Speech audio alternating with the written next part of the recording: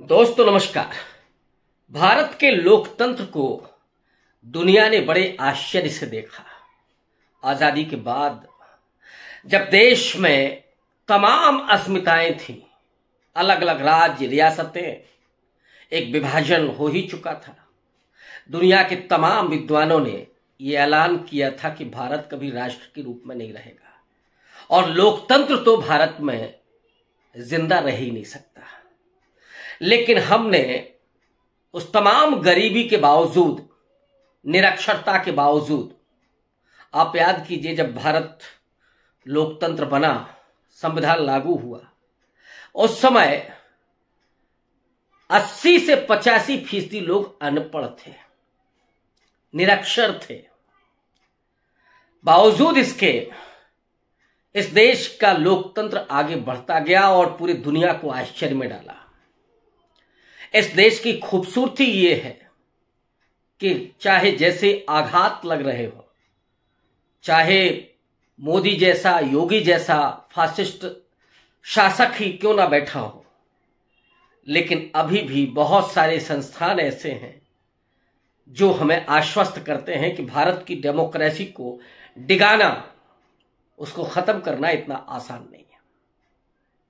और इसके उपलब्धियों पर आपको गर्व होगा। आज भारत में जो सीजेआई, जिन्होंने आज भारत के 52वें मुख्य न्यायाधीश के रूप में शपथ ली है, वे हैं जस्टिस रामकृष्ण गवई। भूषण रामकृष्ण गवई वो दूसरे दलित हैं। पहले दलित सीजेआई के जी बालाकृष्णन साहब थे, अब ये दूसरे हैं। लेकिन एक और इनकी खूबी है कि ये पहले बौद्ध राष्ट्र पर वो मुख्य न्यायाधीश हैं। और उससे भी बड़ी खूबसूरती ये है कि जस्टिस भूषण रामकृष्ण गवई के पिता ने 14 अक्टूबर 1956 को डॉक्टर अंबेडकर के साथ धर्मांतरण किया था, यानी हिंदू धर्म छोड़कर के बौद्ध बने थे। जस्टिस गवाई साहब सरकारी स्कूल से पढ़कर के निकले, झोपड़पट्टी से पढ़कर के निकले। हालांकि उनके पिता बाद में चल करके गवर्नर रहे बिहार के। और ये यात्रा यहां तक कि जहां वो भारत के मुख्य न्यायाधीश बनते हैं।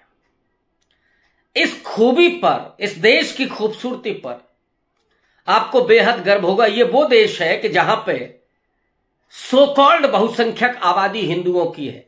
हालांकि मैं इस बात को कभी स्वीकार नहीं करता, क्योंकि यह देश अल्पसंख्यकों का समुच्चय है, यहां कोई बहुसंख्यक नहीं है। क्योंकि हिंदू धर्म के आधार पर एक अस्मिता जरूर है, लेकिन उसमें शैव हैं, वैष्णव हैं, शाक्त हैं, ये तमाम संप्रदाय हैं, अनीश्वरवादी हैं, कबीर पंथी हैं, नानक पंथी हैं, दादू पंथी हैं, तमाम संप्रदाय के लोग हैं।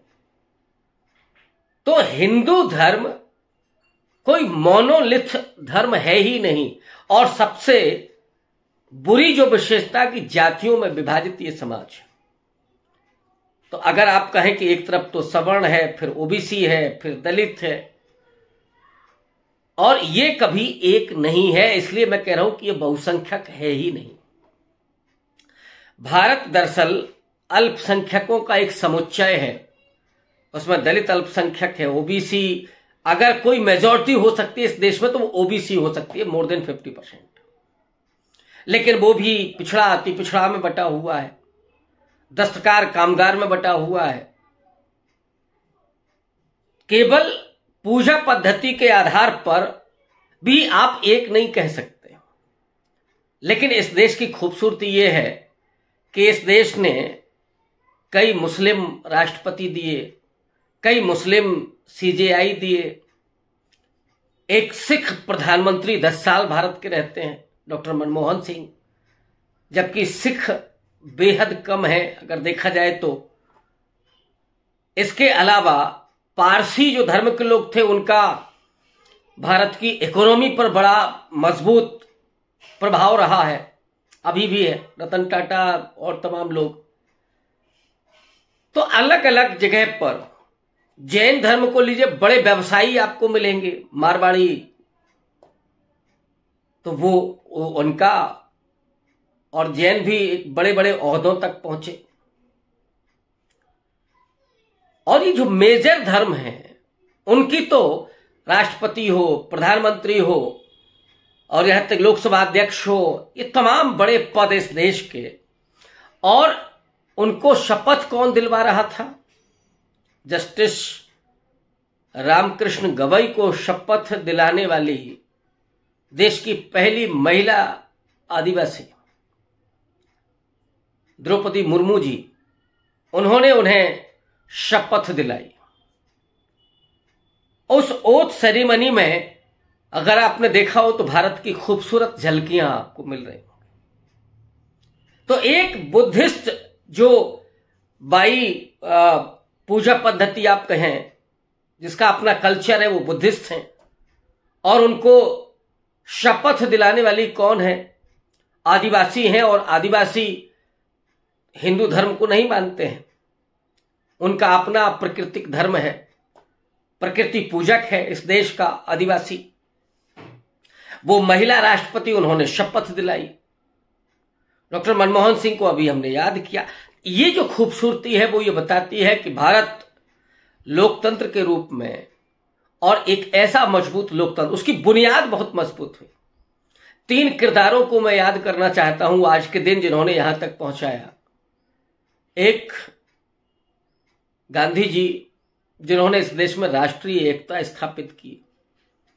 जो कांग्रेस का आंदोलन था उसे जन आंदोलन बनाया, और उसी स्वाधीनता आंदोलन के दौरान राष्ट्र निर्माण का जो काम हुआ, उसने राष्ट्रीय एकता बनाई। भले ही विभाजन हुआ, लेकिन विभाजन के बाद भी भारत समूचा कैसा होगा, ये एक दृष्टिकोण मिला, और उस राष्ट्रीयता को लोकतांत्रिक स्वरूप दिया नेहरू जी ने। और नेहरू जी 1964 तक, अपने मृत्यु पर्यंत 17 वर्ष तक करीब करीब वो प्रधानमंत्री रहे, और इस पद पर रहते हुए उन्होंने भारत के लोकतंत्र को बेहद खूबसूरत और बहुत मजबूत बनाया। एक तीसरे शख्स जिन्होंने इसकी जड़ों को बहुत मजबूत किया, लोकतंत्र और राष्ट्रीयता की जड़ों को, राष्ट्रीय एकता की, वो है डॉक्टर अंबेडकर, सामाजिक न्याय के प्रवर्तक। तो एक गांधी राष्ट्रीयता के प्रवर्तक, राष्ट्रीय एकता के प्रवर्तक, नेहरू लोकतंत्र के प्रवर्तक या उसको बढ़ाने वाले, और सामाजिक न्याय के प्रवर्तक या सामाजिक न्याय को आगे ले जाने वाले डॉक्टर अंबेडकर। इन तीनों लोगों ने जो, उसमें और हजारों किरदार हैं, लेकिन मैं आज इन्हीं तीनों लोगों को समर्पित करता हूं इस ओथ सेरेमनी को, जिसमें इतनी बड़ी खूबी भारत की सामने आ रही है। और नेहरू जी बहुत बुद्धिज्म को प्यार करते थे। बाबा साहब अंबेडकर तो बुद्धिज्म को स्वीकार करते हैं, और गवाई साहब के पिता ने उनके साथ बौद्ध धर्म ग्रहण किया था। तो ये जो भारत आज दिख रहा है, उसकी जड़ों में ये 3 और इनके ऊपर भी बहुत सारे लोग, उनको मैं कतई भूलना नहीं चाहता। संविधान सभा के लोग, स्वाधीनता आंदोलन में चले गए लोग, स्वाधीनता आंदोलन से निकल करके देश की सेवा में रह गए लोग, उन्होंने इस देश के लोकतंत्र को मजबूत किया। और उसी का सुपरिणाम है कि आज पहला बुद्धिस्ट CGI हम लोग देख रहे हैं। उनको बधाई और इस देश के लोकतंत्र को नमन। शुक्रिया।